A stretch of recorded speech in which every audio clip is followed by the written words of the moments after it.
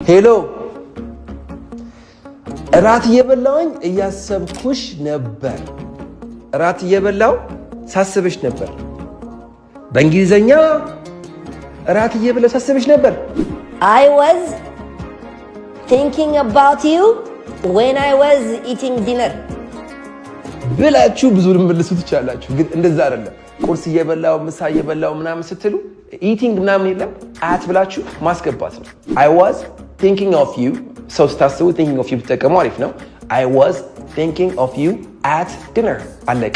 ኢቲንግ ምናምን አያስፈልግም። ኦኬ ቁርስ እየበላሁ ቴሌቪዥን እያየሁ ነበር። I was watching TV at breakfast አለቀ። ምሳ ሰዓት ላይ ከጓደኛዬ ጋር ነበርኩኝ። I was with my friend at lunch so ጥያቄው ምንድነው? አሁን what were you doing at lunch? ምሳ ሰዓት ላይ ምን እያደረጋችሁ ነበር? I was ምናምኒንግ at lunch ብላችሁ ስታደርጉ የነበረውን ነገር ኮመንት ላይ አስቀምጡልኝ።